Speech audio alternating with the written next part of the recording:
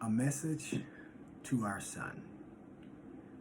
We have heard everything that you have had to say, whether through video, whether through Facebook, through text messages, through other people. We acknowledge everything that you've had to say because of a lot of it is the same stuff that you have been saying for years. We recognize that you are hurting and you are hurting deeply. But unfortunately, a lot of your anger, a lot of your misplaced aggression is placed really on the wrong people. And by that I mean you solely blame certain people for everything that you are going through. And you and I both know that that is not true. A lot of what you're going through, yes, it was caused by the ignorance of your parents. But a lot of what you're dealing with right now is being caused by yourself and your inability to forgive those who have hurt you. I dealt with that myself, and I've been hurt by some of the same people that you've been hurt by. I felt rejected. I felt abandoned. I felt just totally shamed. But I had to forgive those who hurt me in order for me to move forward, in order for me to heal. And the reason that you're struggling so much right now is simply because you won't forgive. It's not because of the hurt that you've gone through, contrary to what you think and what you're telling people. It's because you simply won't forgive those who you believe hurt you. I want you to understand that a lot of what you're saying, especially about your mother, there's a lot that you don't know. And although I'm not here to necessarily defend anyone or anyone's behavior, but based on what I know and how things work, what you're doing right now is not going to serve you. It certainly is not going to serve your mother, and it's not serving me. All of the nasty things and hurtful things that are being said because you feel like that's your only way to vent, and that somehow is going to cause you to be healed. Well, that's not how the healing process works. The healing process starts with forgiveness. The healing process involves walking in love. It's not about telling the world how terrible your parents are. But I want everybody to know something. I want you to know who Kevin Antoine II, better known as Little Kevin, really is. The person that I truly know and love, the person that I truly see behind all of this hurt and all of this lashing out is a very nice man. The person that I see is a fun, loving man. The person that I see has a great sense of humor. The person that I see is a person who has a wonderful gift to sing. The person that I see is someone who is fun to be around. This person that we are experiencing right now is foreign to us, and I believe he's foreign to Kevin himself. He has created this person out of his hurt, and that's not what God desires for you. That's not what I desire for you. That's not what your mother desires for you. And even though right now you're going through this phase in your life where you clearly are miserable, everything seems to be going wrong in your life, and somehow you think it's mostly your mother's fault and somehow my fault, and it's everybody else's fault except yours. But I want you to understand something. Instead of continuing this tirade of blaming your mother for everything that's going wrong and saying all of these negative things about her, I would prefer that you blame me. If those are your only two options, I would prefer that you blame me. And here's why. A lot of what your mother has done and maybe is doing, I don't know, based on a lot of the things that you're saying, I want you to understand that she and I both grew up in dysfunctional homes. We both grew up in homes that were absentee fathers, did not exist. We both grew up with abuse and a lot of things that were not done correctly. So it was impossible, really, for us to be the parents that we would have liked to be to you and to your siblings. It was impossible for us to be the spouse that we would have liked to be to one another. We failed miserably at marriage, and therefore we failed miserably at raising our kids the way God desires for them to be raised. But I want you to understand that God is a loving God, that He forgave us, and I'm asking you to do the same thing. Because here's what you don't know. Yes, I married your mother, and I did not love her at the time that I married her.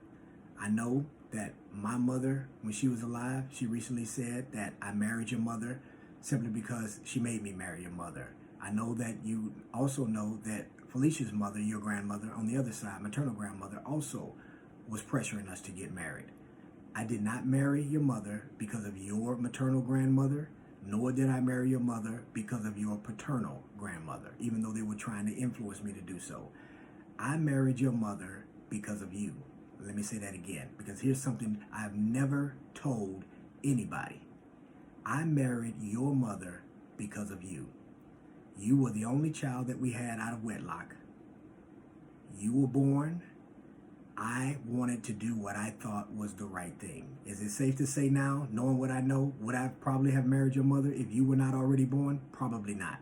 But since we had already given birth to you, I had already made a vow to myself as a child. I said, because of what I went through as far as being abandoned by my father, being rejected by my father, I said I would never do that to my children. And unfortunately, when we make vows like that, sometimes those vows can come back to haunt us. So therefore, I chose to marry someone that I did not love, marry someone simply because they had given birth to my child, which happened to be you. And that's unfortunate for your mother because she deserved better than that. Nobody should marry anybody simply because they're trying to do the right thing. You should marry someone because you love them. You should marry someone because you see yourself spending the rest of your life with them. And I can honestly say, back then, when I made the decision to marry your mother, I didn't see none of those things. And that was my fault. That is my blame. That does not belong to her. That blame belongs to me. And because I went into a marriage not really fully committed like a husband should be, because I got married for the wrong reasons, as I just explained to you, it bled over not only in our marriage, but it bled over into raising our children.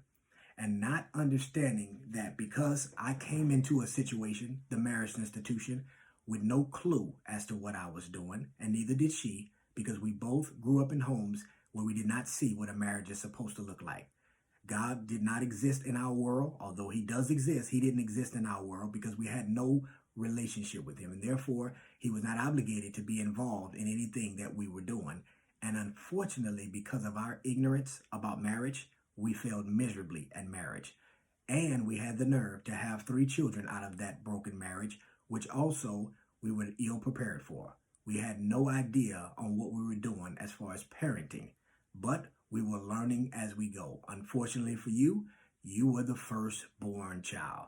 So we probably made the most mistakes with you. But I'm sure a lot of parents can say the exact same thing. With all that said, I want you to understand that your mother is not the horrible person that you're trying to make her out to be. I am certainly not the horrible person that you're trying to make me out to be. We are simply people who are a product of our environment, who did not have a relationship with God, who had no leadership, no guidance, who were trying to figure things out for themselves, and it simply did not work. I know that I have apologized to you on multiple occasions. I'm going to assume that your mother has done the same thing. With that said, now it's on you to make up your mind to forgive. And a big part of forgiving is letting go. You have to let go of that anger, let go of that pain, let go of that victim's mentality, let go of that woe is me, and start to move forward. You can make better choices for your life than we did. You can do better things for yourself than we did. But it's not going to happen as long as you're willing to not forgive your parents for the mistakes that they made. Because here's where I failed not only your mother as her husband, but by failing her as her husband, I also failed you as your father. Because marriage is not designed for a temporary father. And as soon as I began to fail your mother as a husband and caused our marriage to dissolve, and of course there's a lot more that goes into this, but I'm not going to get into all the details because the bottom line is I'm owning up to my part. I'm owning up to my failures. I've also apologized to your mother for failing her as a husband, and I would hope that she can forgive me, and I know that I've already forgiven her for her failures as a wife to me. But again, we were not parents who were prepared for what we embarked on. And unfortunately, we made a lot of mistakes. We cannot go back and change the past. All we can do is move forward. All we can do is make better decisions going forward and try to heal as much damage as we've already caused. And I'm asking you, son, to forgive your mother, to forgive your father, to forgive yourself, and to start moving forward. That is the best thing that you can do for yourself and that you can do for your parents. I see someone behind all that hurt who wants a relationship with his father. I see someone behind all of that hurt that wants a relationship with his mother, that wants a relationship with his siblings that he's already caused those relationships to be severed. There is a lot of damage that has been done, but nothing is impossible for God.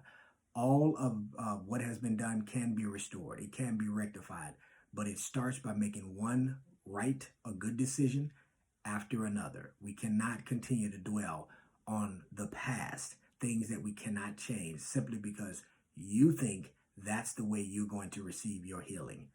Talking bad about your mother, talking bad about your father will never bring you what you truly want.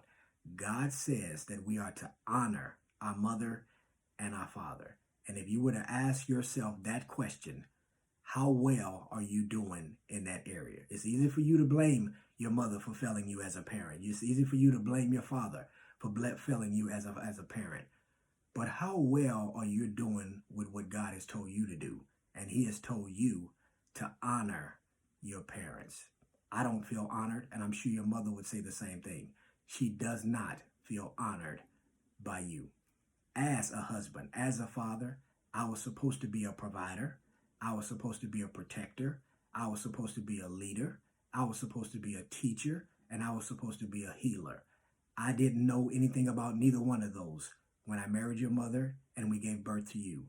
I failed in all of those areas. Therefore, I failed your mother as a husband, and therefore I failed you as a father and as a parent. And I ask that you find it in your heart to forgive me and to forgive your mother so that we can move forward. All right, that's all I have.